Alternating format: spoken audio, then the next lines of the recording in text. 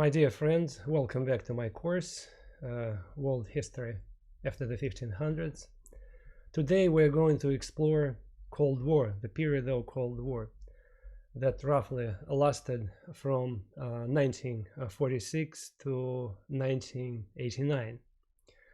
Last time we talked about Second World War.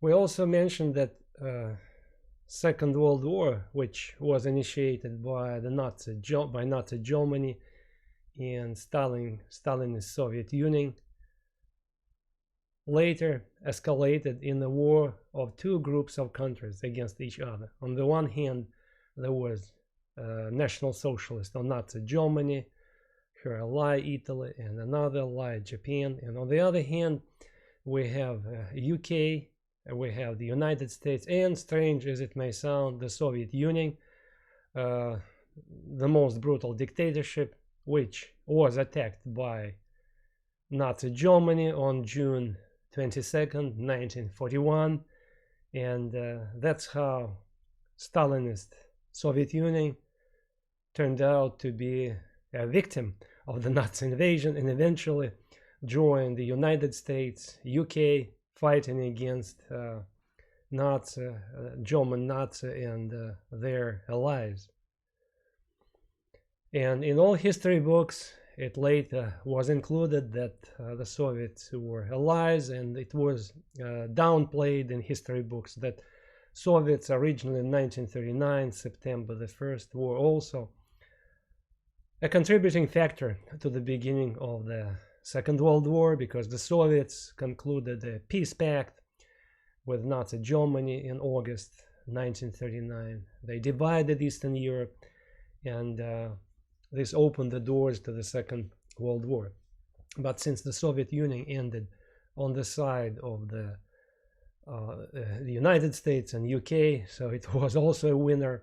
And in fact, in the course of the Second World War, the Soviet Union carried the major burden of fighting, because the major fighting was taking place on the Eastern Front between Germans and Russians. At the end of the Cold War, when everybody knew that Nazi Germany would soon be defeated, and it was not a secret for anybody that soon Germany would be defeated, the former allies started to quarrel. They started to discuss how to divide the world, who would influence the world.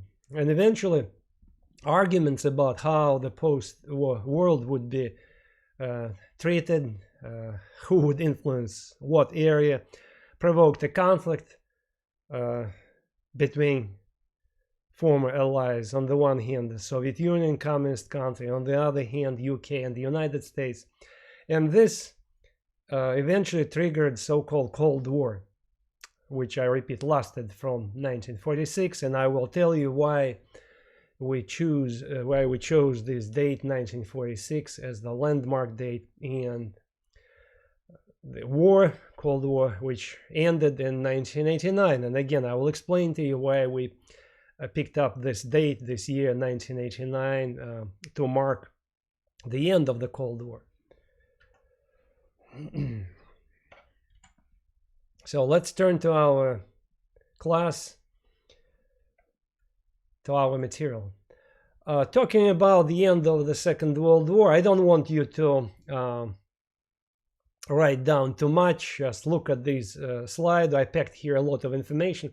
What I would like you to do, to read the stuff and to pay attention to what I highlighted in red, a so-called Yalta Conference. Yalta Conference, it's a conference in Crimean Peninsula, in part of the former Soviet Union, then part of Ukraine, and recently the area which was taken over by Russia.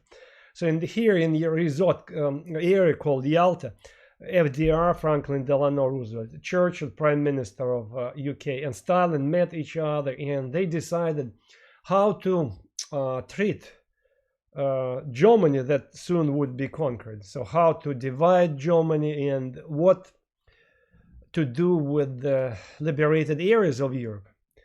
Since the Soviets were the ones to kick out the Nazis from Eastern Europe, so they essentially took over this area.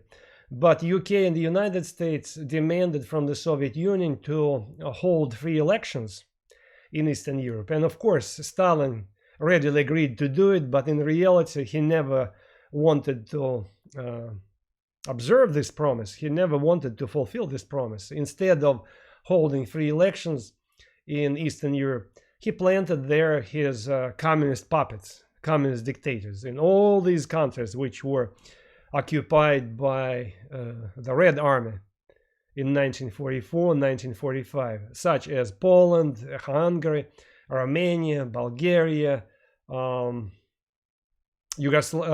of Yugoslavia, northern part of Yugoslavia, Hungary, and eastern part, Czechoslovakia, and eastern part of Germany.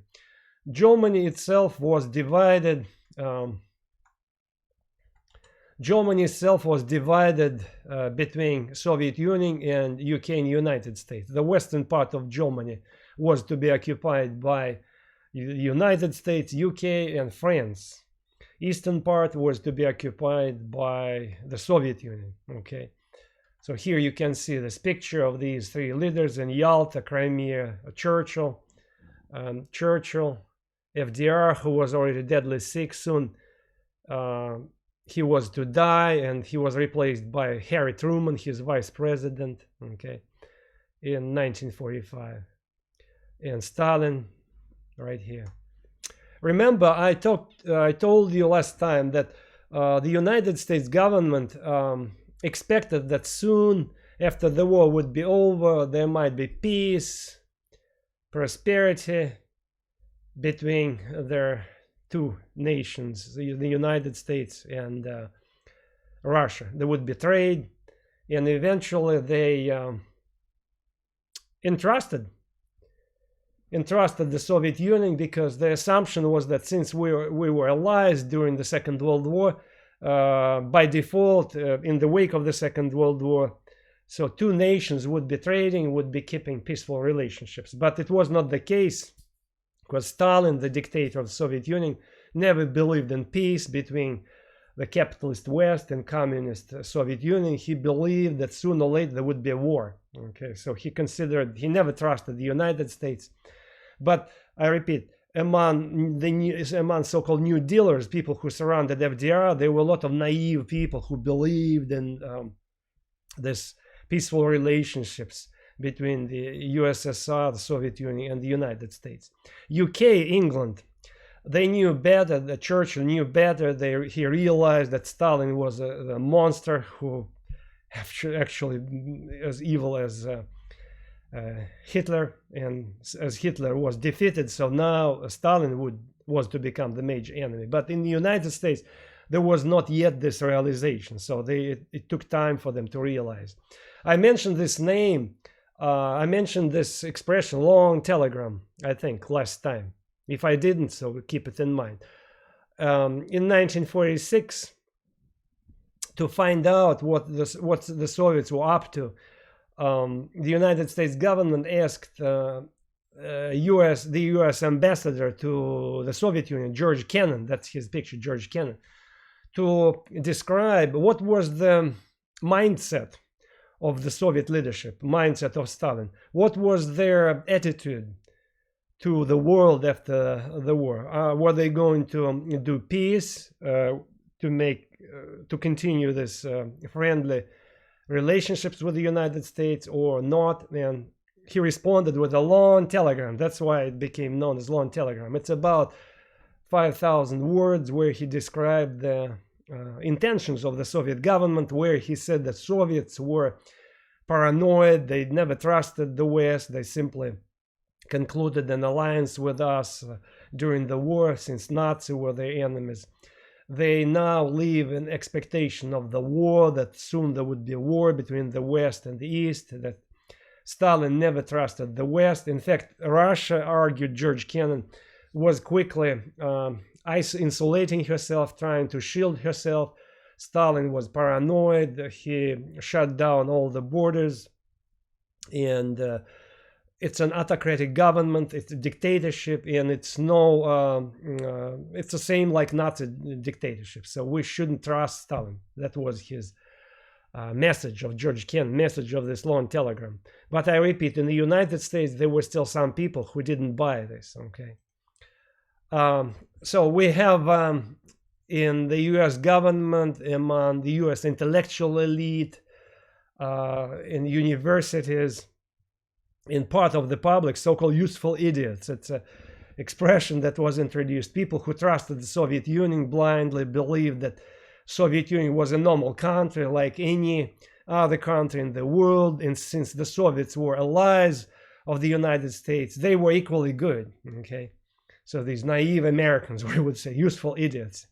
And moreover, there were many people around FDR who sympathized with socialism, who sympathized with the Soviet Union, who believed that Soviets were building the new progressive society that would be the bright new hope of the future. And there were many Soviet sympathizers among the US elite, among US academia. They believed that socialism was good, since Soviet Union carried the major burden in the war, so we have to trust the Soviet Union. It's a good ally, so we should be good with the Soviet Union, okay? In the meantime, Soviets during the war, taking advantage of its status of an ally, the Soviet Union organized a wide spy network in the United States. Since the major attention of the United States was focused on the Nazi Germany, Soviets almost openly, I repeat, operated within the United States. They had a lot of sympathizers in the government, as I said, in the US elite. They even had hundreds of spies. You know, some of them worked for the Soviet Union for free because they believed that what Soviets were doing in their own country was the bright new future, and we should have something like this, you know. Some of these Americans, I repeat, spied for the Soviet Union, and one of the major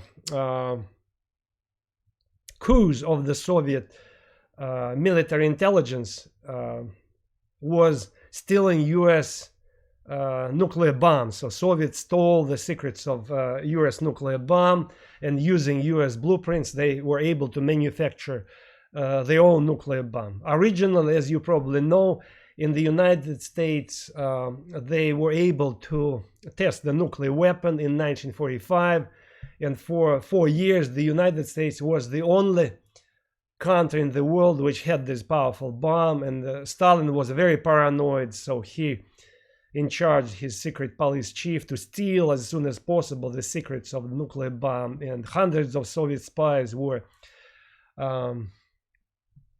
in charge and working toward this goal, stealing the secrets. There was a couple, US couple, they were communist sympathizers, and in fact they were former communists who later became Soviet agents who worked for Soviet intelligence. Idealistic left couple, Julius and Ethel Rosenbergs, New Yorkers, because you know in New York City, traditionally the left socialist, left liberal ideas are very popular. It goes back to this leftist subculture of New York City that goes back to Eastern European leftist immigration at the turn of the 20th century. So you know, it's you may have heard that in New York City it's one of the hubs of left progressive movement in the United States. So these this couple headed the Soviet nuclear spy ring in the United States. So other people delivered them blueprints of nuclear weapon, and they delivered it to the Soviet ambassador, who was to the Soviet embassy, agents who were attached to the Soviet embassy, the Russians who worked for the Soviet embassy. So basically they acted as liaisons, okay? So these and hundreds of other people helped Soviets to speed up their nuclear program. But in 1950 they were caught. In fact, US government knew about them since 1944, but they closed the eyes on this, so they never even harassed them, because the major goal was Nazi Germany, and they didn't care. US intelligence services at that time about them. But in 1946, they became serious. U.S. authorities, they started to surveil. They put them under surveillance, and eventually they caught them in 1950 and executed them. Okay, there was at that time there was a huge campaign that among U.S. progressives around the world that Rosenbergs were innocent, they were not guilty, everything, and to the almost until recently, until 1990s, there was this conviction in the U.S. progressive community that these people were innocent, they were so good, they were just noble progressives. In reality, when Soviet Union was gone in 1990s, documents were published, secret Soviet documents, and from these documents, it was clear that since 1930s, these and other hundreds of others worked for the Soviet Union. So they were agents of the Soviet military intelligence. Okay, one of the top Soviet spies was a State Department high-positioned official. He was Deputy Assistant Secretary of State, Deputy Assistant of Secretary of State, Alger Hiss. He was also an agent of Soviet military intelligence, GRU. And in fact, this guy participated in the Crimean Conference, Yalta Conference, working for the U.S.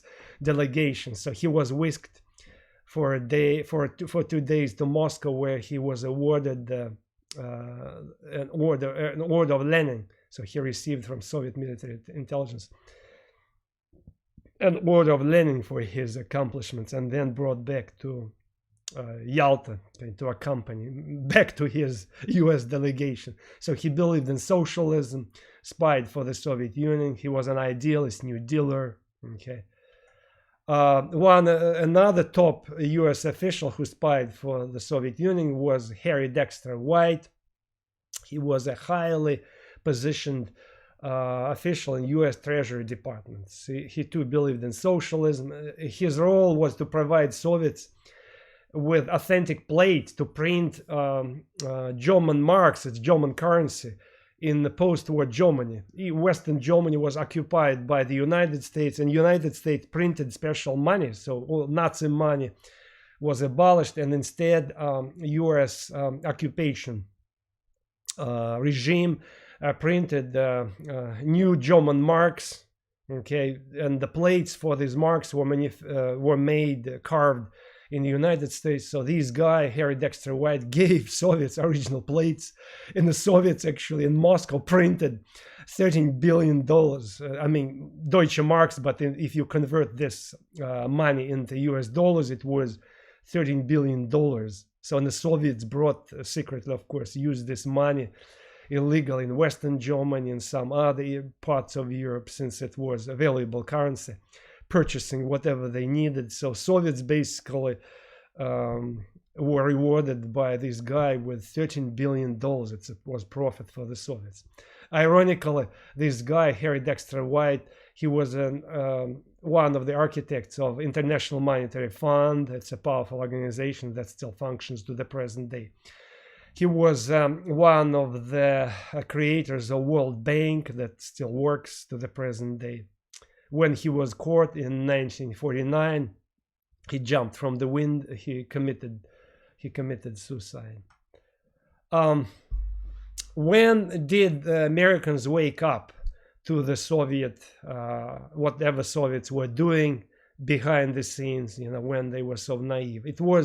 They started to wake up again in 1946, gradually waking up when U.S. leaders received this long telegram. But the major breakthrough was the same year, an event that took place the same year in 1946. It was so-called Iron Curtain speech, delivered by former UK Prime Minister Winston Churchill in 1945. There were elections in UK, and Conservative Party in UK lost these elections. Winston Churchill was this Conservative Prime Minister. Of course, he had to step down, and instead the Labour party came to power, the socialists who started, by the way, to build socialism in England. They didn't succeed, but they tried. Okay, so Winston Churchill was a retired man, and he was invited by new President Harry Truman, who stepped in when FDR died in 1945. He invited him to deliver a speech where in Fulton, Missouri, in the local college, a commencement speech. You know what it means at the end of a semester. Usually we have, not this year of course, but usually each year in May somewhere, we have at the end of the semester we have a commencement speech. Some prominent person comes and teaches us how to live our lives. So that's what happened in Fulton, 1946. Churchill was invited to the University of Missouri, by the University of Missouri, at the suggestion of Harry Truman, to deliver this speech. And he did deliver this speech. It was not a conventional speech. It was a bombshell because Winston Churchill essentially told the United States and told all Americans, so you are naive fools, you trust the Soviet Union, but the Stalin regime shouldn't be trusted as equally evil as the Nazi regime. It's a brutal dictatorship. You don't know because you are hidden behind this big pond. You don't know what is going on in Europe, and I will tell you what was going on in Europe. And then he pronounced his famous phrase. He said that I would like to stress that now half of Europe is hidden, is confined, is separated from the rest of the world by the Iron Curtain. And the people who separated Eastern Europeans from the rest of the world by this Iron Curtain are the Soviets, Stalin, the Stalin dictatorship. These are the people who are responsible. So these are evil people. And that's how this meme became popular, Iron Curtain. Okay, so people in the West started to describe the people who lived in under Soviet occupation within the Soviet Union and Eastern Europe, people who live behind the Iron Curtain. So people who are hidden behind the Iron Curtain. Okay, let me show you the map. You will see. So see this. That's the area that was occupied by the Soviets in 1944, 1945. And here they planted a bunch of communist puppets: Poland, Czechoslovakia, Hungary, Romania, Bulgaria, Eastern Germany. And these three Baltic countries, Estonia, Latvia, Lithuania, in fact, lost their independence completely, and they were incorporated into Soviet Union, were forced to become republics. And of course, here the Communist Party also planted its own agents. Okay, so literally the whole area was separated from the rest of Europe. Okay, and in many parts of Eastern Europe, Soviets in fact actually installed this Iron Curtain in the form of barbed wire. So many areas, and then in 1950s, at first partially, but then in 1950s completely, this entire area was separated from Western Europe by barbed wire, by border guards. Okay, in Eastern Germany it was even worse. So this area was separated by a few layers of barbed wire because these were Germans; they could easily communicate with each other. So Soviets were not interested. Berlin, in the wake of the war, was also divided in two parts. See, ironically, Berlin was located in Eastern Zone that was occupied by the Soviets, but within this Eastern Zone, West Berlin, as a courtesy at the end of the war, was given to Western allies: US, French Zone, British Zone, and US Zone. But East Berlin, of course, was Soviet, like the rest of Eastern Germany. So basically, you have a capitalist island or Western island within this communist sea. That's what it was. Originally, I want to stress, this area was not separated by barbed wire. Okay, only Soviet troops were here, like checkpoints, and here as well, checkpoints. But there was no barbed wire, there was no wall here. It was built later. Okay, so Iron Curtain was mostly here. Western countries were very upset that Stalin did not live up to his promises to hold free elections in Eastern Europe. Okay, and they started to blame him. But in his on his part, Stalin never trusted Western allies. He believed that there would be no peace between communism and Western capitalism. Okay, so he believed that sooner or later, U.S. and the Soviet Union would be involved into war. Okay. What upset him was that in Eastern Berlin and in other parts of Germany, Eastern Germany, Germans didn't want to accept the Soviet regime, which was harsh regime. So they wanted to escape from the Soviets, who robbed Germans, took away their personal possessions, stealing their bikes, stealing their food, you know, because Soviet army, it was a bunch of peasants, who looked like beggars, who were dressed sometimes in poorly dressed people who came from the countryside because they were drafted, and they were always hungry because in the Soviet army they were undernourished, poorly dressed. Okay, so they needed the food. They were ravaging German areas for food. They stole alcohol.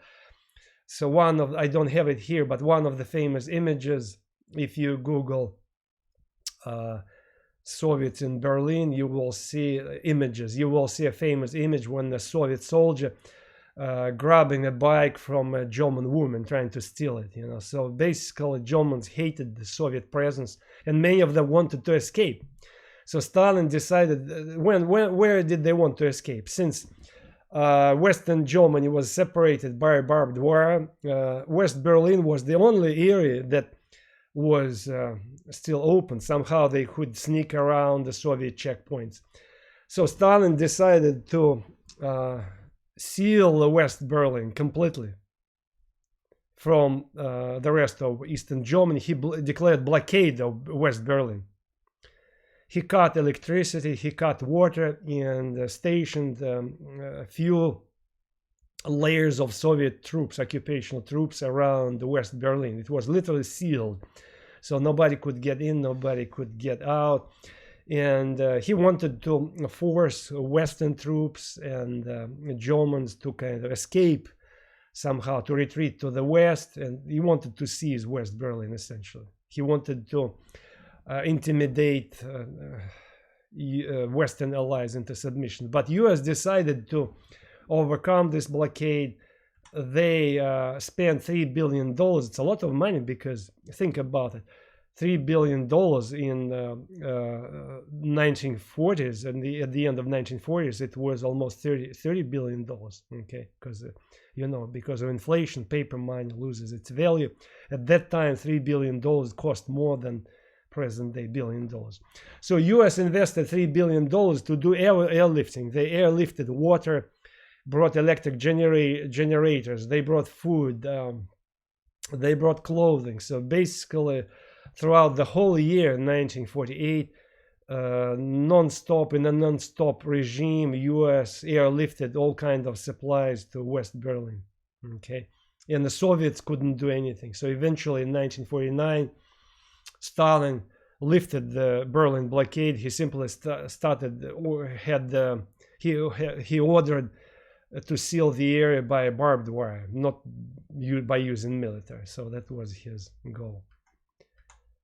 So Cold War started. That's what started Cold War. What I just described jump-started what later became known as the Cold War. Okay, the expression Cold War was in fact introduced by Bernard Baruch, who was a Truman advisor. Earlier, he was an economic advisor, financial advisor to FDR.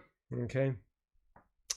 In addition to what I just started, which triggered the Cold War, we have a few other policy decisions which opened the doors to the Cold War. Okay, why Cold War first, before I mention these other steps or factors that contributed to the Cold War. Why Cold War? Cold War, it's because there was no open confrontation between the Soviet Union and the United States. They mostly used proxies, their allies, satellites, to fight against each other. So they were not directly involved. using proxies or using some verbal attacks or using spies against each other, building military stockpiles. Okay, so there was no open confrontation, hence this expression, the Cold War. Okay, anyway, another event contributed to the escalating of the Cold War. It was so-called Marshall Plan. George Marshall was a U.S. State Secretary who suggested in 1947 that U.S. provide financial help to European nations to rebuild their economies. Why? The goal was to make sure that European economies would be vibrant, vital, prosperous, and eventually would create so-called the middle class. Okay, by creating the middle class, United States wanted to have some kind of cushion that would prevent in Europe the emergence of dictatorships, okay, communist dictatorships, because the fear of the United States was that Stalin might exploit this hungry people of Europe who were devastated by war by telling them, oh, you need to fight against rich people, kick them out. And since in France and Italy they already had powerful communist parties, so US were afraid that soon communists might take over power in France or in Italy. Okay, so let's make sure that Europeans would have a good life, which would be a good bulwark on the way to dictatorships. That's how we will put these roadblocks on the way to potential dictators. Okay, if you create a good life, if you give people jobs, if you create a vibrant, a vital middle class, so it would guarantee, but there would be no dictatorships in European countries. Remember, in the interwar time in 1930s, almost all European countries became dictatorships. So United States didn't want this to happen again. So George Marshall suggested that United States invest billions of dollars in Europe. In what format? He said that United States needs to bring US companies to Europe by giving them tax breaks. Okay, United States needs to give grants, direct monetary aid to European governments to rebuild their factories or infrastructure, build bridges, roads. United States need to give credit to private European businesses who want to build whatever, factories, plants, industrial plants, or opening some kind of businesses. So let's open a credit line. So the total amount of help, financial help, that was provided by the United States to European countries reached in money of that time $155 billion from 1947 to 1955. $155 billion was provided by the United States to rebuild European economies. Okay.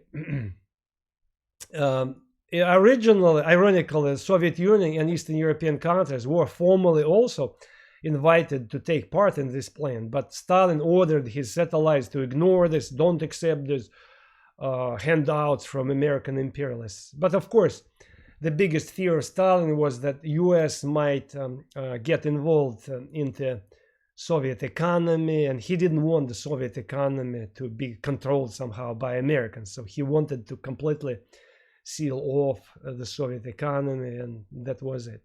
Although he did need the Western technology, but he didn't want to American private enterprise to come and operate within the Soviet Union. Remember, the Soviet economy was totally centralized. Everything was centralized.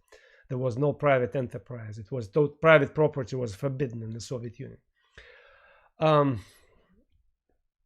Next year, after this iron speech, Winston Churchill and other Western leaders in France, in Western Germany, in Spain, in other countries, smaller countries, approached the United States and said that United States, since they had more resources, more funds to do it, should protect Western Europe against the advance of communism. Okay, Churchill openly said that England, that had been the major power in the world before World War II, was devastated by the war, and now it was not the world power anymore, and now it was up to the United States to become the #1 nation in the world. So you have to be the world policeman, essentially. That's what Churchill and other Western leaders tried to tell the United States. Okay, defend any government that would be threatened by communism. And in response to this invitation, President Truman declared so-called the Truman Doctrine in 1947, which said that any country that would be threatened by communism would receive immediate help from the United States, either in kind with food supplies or military help. Okay, Truman Doctrine. And of course, it made Stalin angry, and that was the signal that for him that there would be no peace between the West and the world of communism. Another thing, what actually instigated, in this case, Western paranoia with in the United States, which eventually opened the doors to this Truman Doctrine, was something that happened in China in 1949. It was going on since 1947, but in fact, it took place in 1949. Okay, was finalized, and this something was the victory of communism in China in 1949. Chinese Communist Party, that was very powerful, that enjoyed the Soviet support, came out as the winner.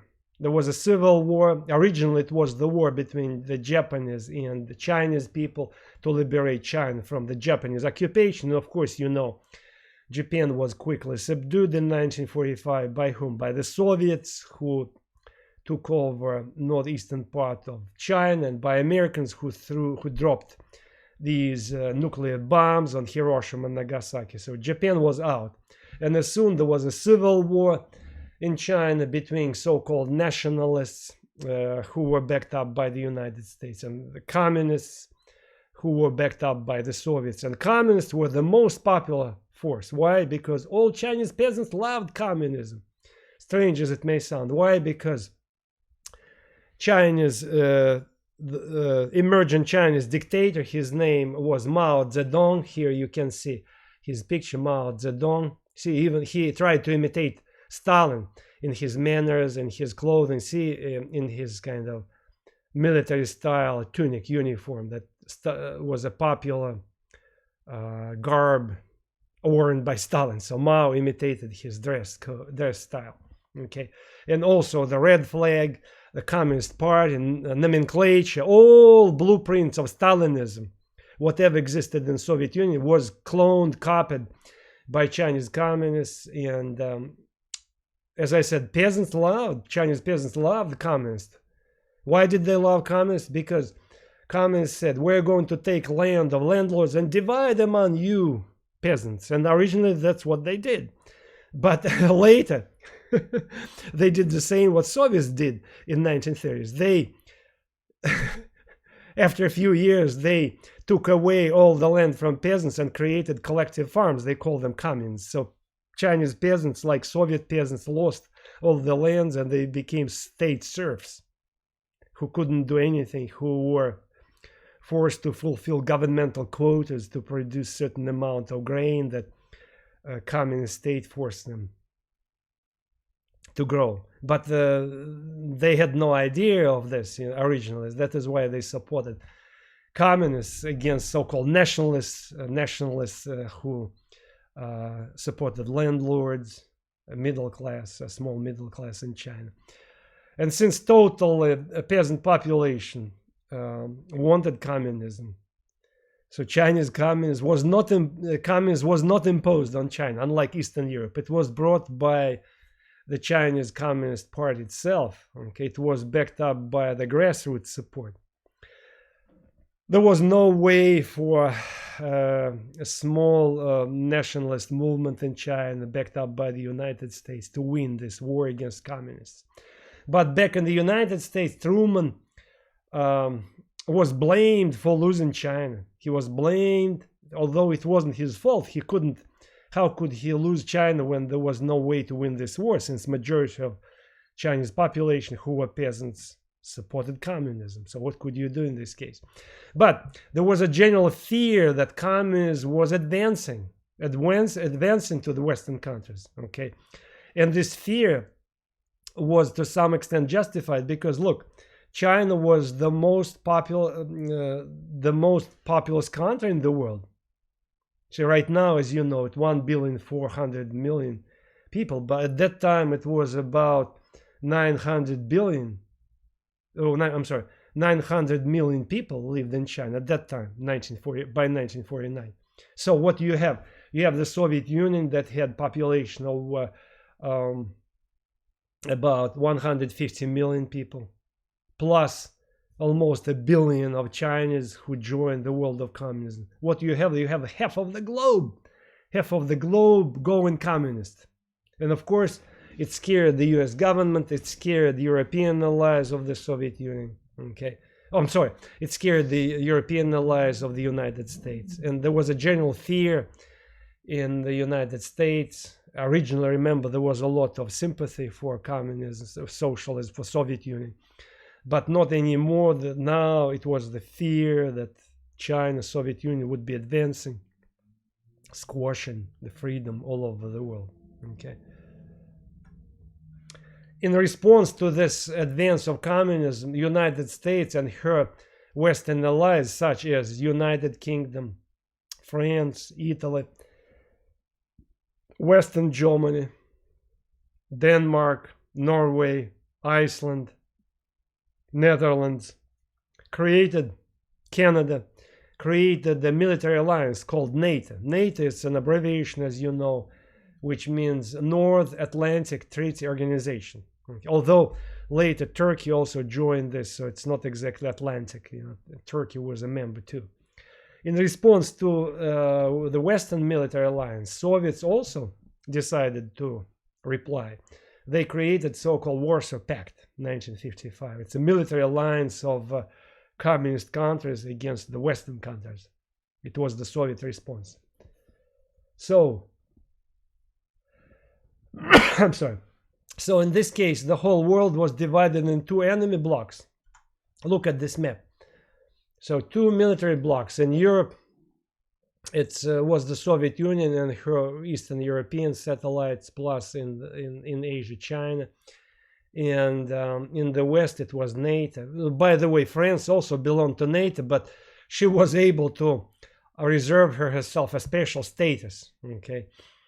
They said we belong to NATO, so in case if the Soviet Union would attack us somehow, we of course obligated to join. But they didn't belong to this general command. Okay, they unlike their other countries which are colored in green here, which subordinated their military to joint military command in North America that was in Nebraska. Okay, there was like a military command in case of war. There would be a military staff to conduct immediate military operations. But France said, we will join you, but at the same time, we are not going to be part of this command. Okay. If you look at the map of the world, you will see that even better here. In fact, it's a better map. You will see that the world became divided in two parts. Whatever is colored in green here, it was the United States and NATO and allies of NATO.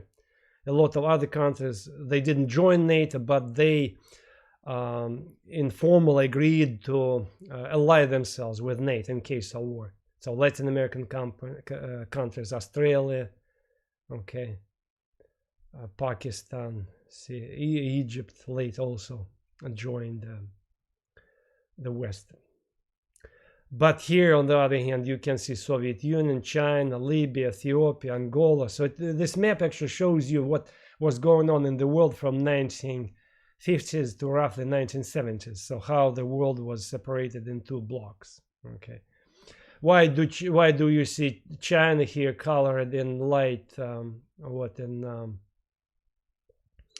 light orange. It's simply because although originally China was part of this communist bloc, when Stalin died in 1953, Soviets and Chinese Soviet communists and Chinese communists started to quarrel because Chinese communists blamed Soviets in betraying the cause of Stalin, because Soviet leadership in the wake of Stalin wanted to reform Soviet Union, but Chinese dictator Mao said it's no good, you should stick to what Stalin was doing. Stalin was good, so he disagreed with this criticism of Stalin, and so it was like a split within the communist camp. Okay, so that is why these map makers colored China in a different colors, simply because the two countries started to quarrel. But it happened later.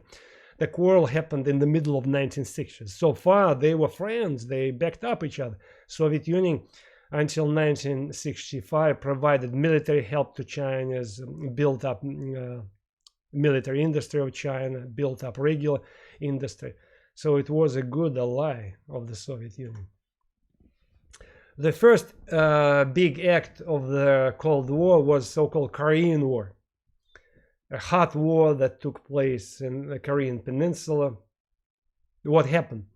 Here, North Korean dictator Kim Il-sung, who was planted by the Soviets. In fact, Kim Il-sung was a captain in the Red Army, but he was Korean, but he was groomed to become a potential leader of North Korea when Soviets would occupy this area. And as soon as 1945, North Korea was occupied by the Soviets. Kim Il-sung, this Red Army captain, a native Korean, was brought and planted by the Soviets as the new dictator. They formed the government, this dictatorial government. And the communist China also backed up this regime, of course. But this dictator, trying to show off that he was a good dictator, he was a loyal Stalinist, decided to take over the entire peninsula. So on his own, he invaded the southern part of peninsula, which was occupied by American troops. It was liberated by American troops. Occupied almost the entire area, but American troops regrouped and kicked him out. So he had to escape back to North Korea. A war started. A war started because U.S. troops tried to throw the communist forces to this parallel. That was a temporary border between the Soviet zone and American zone. A big war started between North Korean communists and Americans. Okay, Americans were able to adopt a new United Nations resolution condemning North Korea for invasion, because North Korean communists were the first to invade South Korea. But North Koreans asked the Chinese to step in. Soviets themselves didn't want to interfere. They only provided military help, hard military hardware, and that was it. Okay. Although pilots that were in North Korean aviation, they were provided by the Soviets, because North Korean communists didn't have pilots. But again, pilots was nothing. Mostly it was the North Korean communists and Chinese communists who stepped in to like pose as North Korean communist soldiers. So Chinese communists brought hundreds of thousands of Chinese soldiers to help North Korean communists to fight against U.S. troops. And eventually it escalated in this brutal war between U.S. on the one hand and North Korean and Chinese communists on the other hand. Hundreds of thousands of people died. In U.S. wars, I forgot the exact number, but it's about 70,000 U.S. troops were killed. Almost 200,000 Chinese and Koreans were killed. At some point, Stalin was considering using nuclear bomb against the United States, because he thought that soon the war would start. That was his. On the one hand, he feared this war. On the other hand, he didn't want to look like a weak leader. Okay. So the world was on the edge, on the edge of the nuclear war. But fortunately, in March of 1953, Stalin died. And by this time there was a deadlock. And after he died, the Soviets, successors of Stalin, decided to back off. They encouraged North Korean communists to negotiate, and eventually North Koreans negotiated peace with the United States, and the border again was drawn by 38 parallel, and that's how the border still exists to the present day. This area, that's how we have two states, totally separate states, which even though they speak similar language, they're so different. There's nothing in common between these two areas. This free society in South Korea, an advanced society, very advanced society, and North Korea, the most brutal dictatorship in the world, closed society, hermit kingdom. It's nicknamed Hermit Kingdom, still ruled by so-called Korean Labor Party. That's the name of the Communist Party that came to power, was planted there by the Soviets. Interesting. So Stalin dies 1953, and a new Soviet leader comes to power. He was a bit softer, and most important, he criticized brutal Stalin terror. Remember, Stalin within Soviet Union, he practiced so-called Great Terror. He threw thousands of people in Gulag, it's in concentration camps. A lot of people were executed in the Soviet Union. And new leader, after Stalin died, named Nikita Khrushchev, decided to reform a little bit the building of Soviet communism, decided to reform. He wanted to be more open to the West. He said, oh, no, there shouldn't be war between Soviet Union and the United States. We are enemies, of course, we're enemies, but it doesn't mean that we should militarily destroy each other, because right now in the present day world, both of us, we have nuclear weapons, and how can we have war in this new situation? We could destroy each other, so no war. Yes, we should compete with each other, but we should compete economically. Khrushchev believed that communist economy was the best, and he was a true believer. He sincerely believed that communism would outperform capitalism. Okay, he invited Western countries, especially the United States, to compete economically. Let's see who would win, a world of house of communism or house of capitalism. So let's see.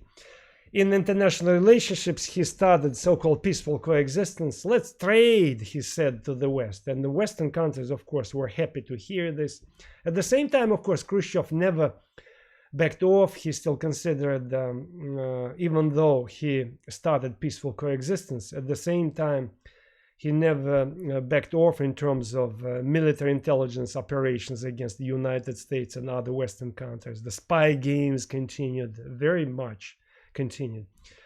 Military build-up continued. The only difference, Khrushchev cut down conventional military in the Soviet Union, but instead he started to increase the number of nuclear missiles. He started building up more advanced Soviet military, okay, providing missiles, providing Soviet military with tanks, with more sophisticated weapons, okay. He also, he never wanted to give up control of Eastern Europe. At the same time, he denounced Stalin as the criminal. He said Stalin did a lot of bad things. Socialism was good, but Stalin destroyed the image of socialism. He was so evil, he killed a lot of people. So let's polish, let's cleanse the face of socialism, let's make it attractive. That was his goal, okay. But in some Eastern European countries, this criticism of Stalin by Khrushchev was interpreted as an invitation to revolt against Soviet Union, against socialism. In Hungary, for instance, 1956, people revolted against socialism, against the Soviets. And Khrushchev had to bring in had to bring troops, and suppressed Hungarian revolution. Thousands of people were killed, and Khrushchev planted the new communist puppet to make sure that Hungary would not leave the Soviet camp, okay, would not break the Iron Curtain, okay.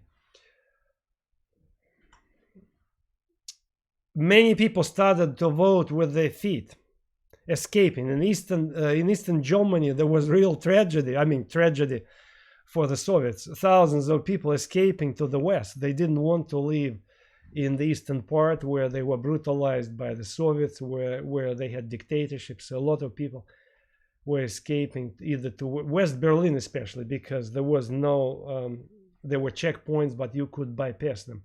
That is why Khrushchev was so mad. He wanted to stop this, the flee of people escaping, Germans escaping to West Berlin. And that's how he ordered building of so-called Berlin Wall. See, here you can see the construction of the building, the construction of Berlin Wall, huge concrete wall that separated the entire city of Berlin. When I traveled to Berlin in 1987, so I saw this wall. It was still there. 2 years later, it was gone. It was demolished. The Berlin Wall became the symbol of the Cold War. Okay, that is why, by the way, the year 1989 was chosen as the landmark to symbolize the end of the Cold War, because in the fall of 1989, people of East Berlin, when communism in Eastern Europe and Soviet Union started to collapse, people in East Berlin revolted, and a huge crowd went in the fall of 1989, approached the Berlin Wall and started to demolish it. Essentially, the whole wall was demolished, and the people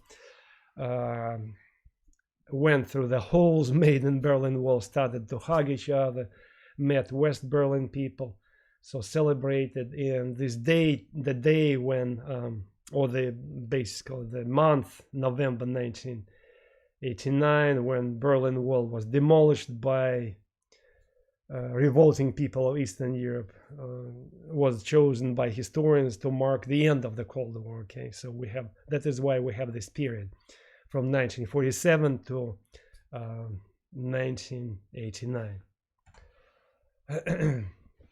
Another challenge for the Soviet Union, for Khrushchev, was Cuban Missile Crisis. At this time, I wanted to briefly share with you something for you to understand the phenomenon of Cuba. Okay. In 1950s, 1970s, we have this so-called process of decolonization in the world, which means that in the wake of World War II, it was hard for Western countries like Britain and France, Belgium, to keep their colonial empires. Okay, how could France and England justify the continuation of colonialism when they themselves were fighting against Nazis who wanted to subjugate them? So anyway, population in these countries, in Western countries, primarily UK, France, Belgium, started protesting against keeping these empires. We don't need these empires. Let these people go. Let's give freedom, statehood to these colonies like India, whatever, Tanzania in Eastern Africa, Vietnam, French colony in Southeastern Asia. Okay, so we have the end of colonial empires in 1950s, 1960s, 1970s. Western European countries, which had big colonial empires, started giving freedom to all colonial people. Okay, and almost all people of Africa and Asia received statehood and freedom, except a few countries which were colonies of Portugal. Portugal, for some reason, she was sticking to her colonies until 1975, but still, even Portugal, that clung to her colonies, as late as the 1970s. Eventually, she let go the people of Africa, Angola and Mozambique, and Guinea-Bissau, the three countries which Portugal didn't want to part with. So eventually, they too became free countries, 1975. Okay, what we have during these 3 decades, 1950s, 1960s, 1970s, we have newly emergent countries in Asia and Africa fallen in love with the Soviet Union and China. Why? Because they just liberated themselves from colonialism, and in their eyes, economy, political system of such countries like France, Italy, England, especially UK, was associated with colonial legacy. Okay, even such things like constitution, democracy, election, human rights, in the eyes of many of these third world countries, that's how they became known, third world countries. England, France, and the West in general, including United States, were associated with colonialism. And on the other hand, they were falling in love with China, communist China and communist Soviet Union, because China and Soviet Union were in opposition to the West. Okay, so these countries which opposed the West became like role models for these third world countries. That is why we have a lot of sympathy in the third world for communism and socialism in general. Remember, communism, it's a militant version of socialism. So there was a lot of trust for communism and socialism among new nations of Asia and Africa. So you have to understand this. That is why many of these newly created regimes, like what in Sudan, in Somalia, in Tanzania, you name them, Angola, Mozambique, Vietnam, even India, they said, oh, we build socialism too. We love socialism. It's because there was this general sympathy for socialism in the third world, okay?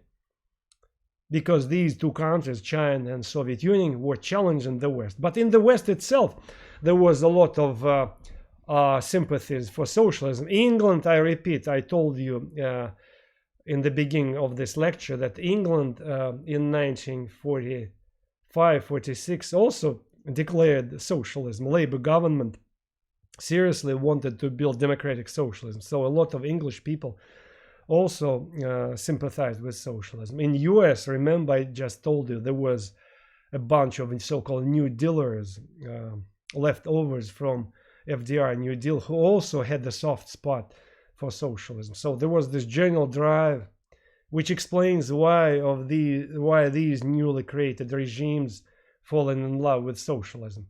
So Cuba was not an exception. Cuba was one of these countries that liberated herself. It was part of this anti-colonial movement in Cuba.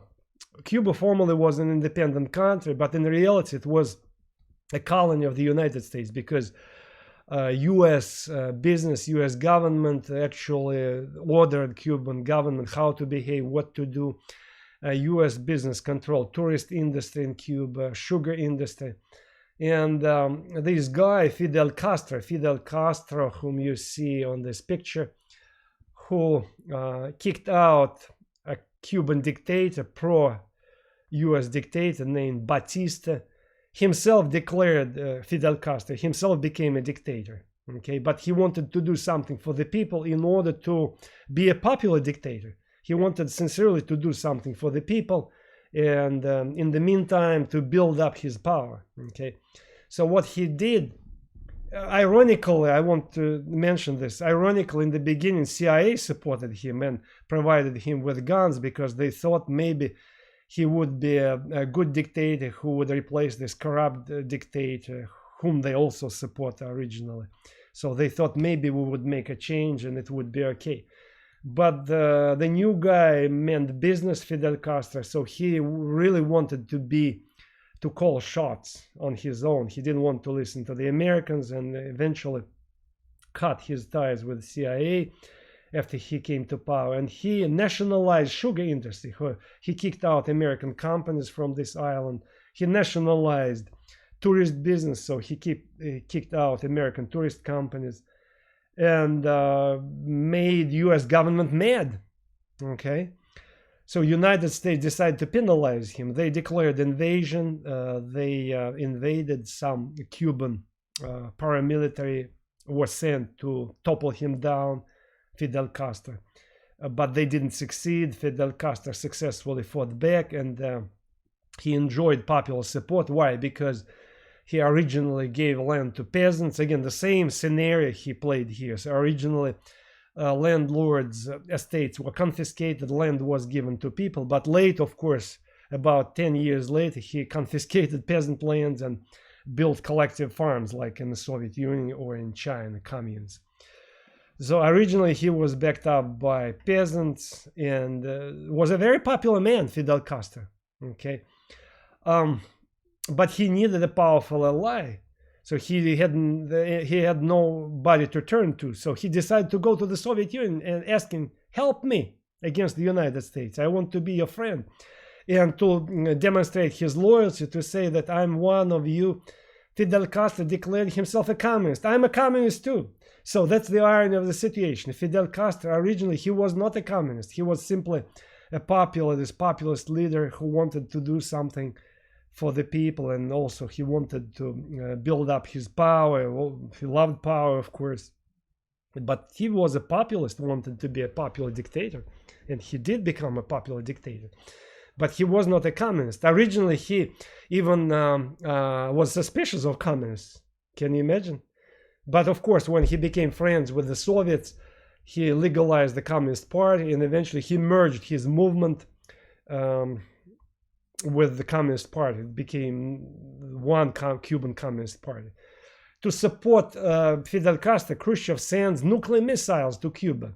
Okay, but the United States, through her spies within the Soviet Union, because they were in the wake of Stalin's death, there were few Soviet generals who offered their services to the United States, who volunteered to spy for the United States because they didn't like Khrushchev for various reasons, or some of them were upset about communism in general, so they offered to spy for the Soviet Union. So one of the top generals provided valuable information to the United States, including the information that Soviets sent nuclear weapons to Cuba, and United States showed the evidence that you Soviets, you lied to us, because Soviets denied. Originally they said we don't have any nuclear weapons. And President Kennedy, JFK, who at that time was president, he threatened to retaliate. And again, world was on the edge of nuclear war, and that's when Khrushchev demonstrated his reasons. So he decided to back off. He said, okay, let's kind of relax the tension. So he said, we are going to remove nuclear missiles from Cuba, but in exchange, please remove nuclear missiles from Turkey. So what happened? Originally, United States had nuclear missiles which targeted the Soviet Union in Turkey. Turkey was the member of NATO. But now United States was targeted by the Soviets from Cuba. So 90 miles away from Florida, we had nuclear missiles in Cuba. Okay, so Khrushchev suggested, let's make an exchange. We are removing nuclear missiles from Cuba, but in exchange you will remove nuclear missiles from Turkey. And the United States okayed this. They said okay, but all in all, it was the Soviets who benefited from this, because originally United States were in a better position having these nuclear missiles in Turkey, but now they didn't have nuclear missiles in Turkey. Okay, so Cuba became the powerful ally of the Soviet Union. Okay, and along with many other countries of Europe, of Asia and Africa. And that's another interesting thing which set Soviet Union under Stalin from what Soviet Union became under Khrushchev, like in the post-Stalin age. So now Soviet Union decided to go to be active in many parts of the globe to challenge the United States by recruiting new satellites. So Soviet Union pledged to provide military help to newly created socialist countries in the third world and in Africa and Asia. So that is why we have some regimes like in Egypt where a military dictator named Gamal Abdel Nasser said, "Oh, we're building Arab socialism, so give us money." So we have some brutal dictators who put on themselves socialist garb by telling Soviets or the Chinese that we're communists or we're socialists, help us.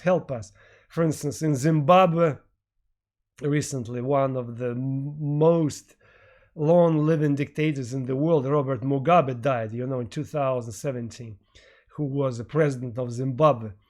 That's how it became a socialist dictatorship, because Robert Mugabe loved what Chinese were doing in China. Okay, he did not ally with the Soviets; he allied with communist China in the 1960s, and he declared his regime Maoist. So that after the name of a Chinese dictator, we are building here socialism along Chinese lines, because he was looking for Chinese military support, in-kind support with different types of resources, credits, and so forth and so forth. But other countries became allies of the Soviet Union, and in fact it was a competition.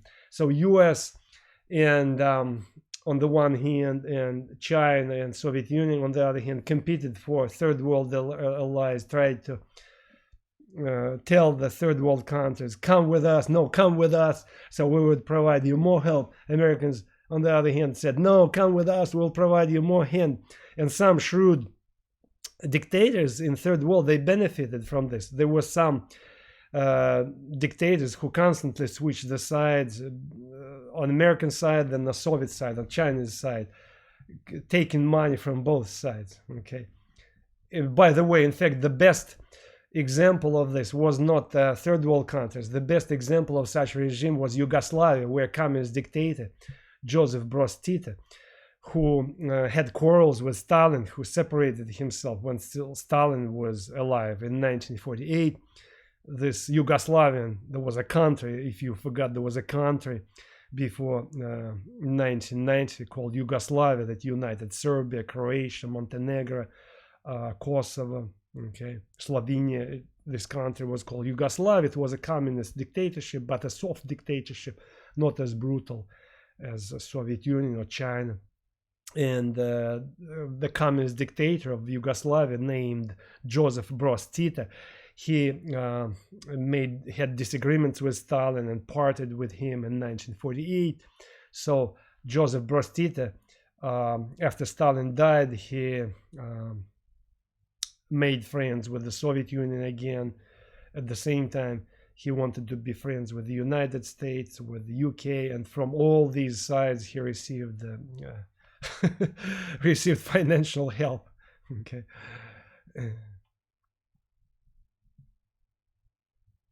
As I said, there was a powerful movement of decolonization in the world, and the Soviets and Chinese took advantage of this decolonization.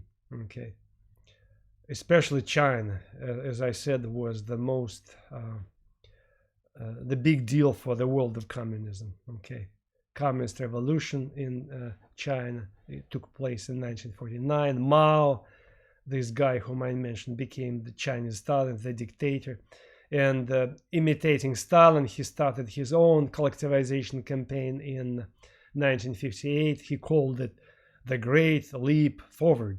So he wanted to force entire Chinese countryside into communes. So he ordered all Chinese peasants to live in communes, which was more brutal than Soviet Union under Stalin, because he forced all Chinese peasants to sleep together, to eat together, to work together, even to wear the same clothing, which was nuts. Even Stalin in Soviet Union, he didn't do this. So eventually 30 million people died from hunger, because Communist Party of China ordered people to grow certain crops which didn't grow in particular areas. He didn't want to listen to people, so who planted the local crops that could survive. People were imposed huge grain quotas like rice. They had to provide killing quotas. Since now they became serfs of the state, Chinese peasants, they were forced to deliver rice to the government, and the quotas for the rice delivery were so huge that government even confiscated the seed rice. So you need to keep some of the rice for seeds for future crop. But on many occasions, local Communist Party bosses confiscated seeds from Chinese peasants, seed rice, and that's how at the turn of 1960s there was a man-made famine in China. So 30 million people died from famine as a result of this great leap forward. Okay, it was a brutal thing. In 1960s, the same dictator, Chinese dictator Mao, initiated cultural revolution, something again imitating Stalin. So he wanted to purge his own bureaucracy. Remember, Stalin did this in 1930s, the Great Terror. He killed thousands of his bureaucrats, bringing to power his own cronies, and that's what Mao did in 1960s. He purged old communist bureaucracy and filled the new kind of openings, filled them with his appointees, new cronies, created his own bureaucracy. Of course, communism and socialism didn't work in 1980s. It was clear. We're going to talk more about it next time. So next time we're going to discuss how communism and socialism in general failed, and how Soviet Union, China failed building their communist projects, and how in 1980s, 1990s, the world was moving away from communism, and how the Cold War ended. So that will be our next topic for our next conversation. I thank you for your attention. I will see you next time.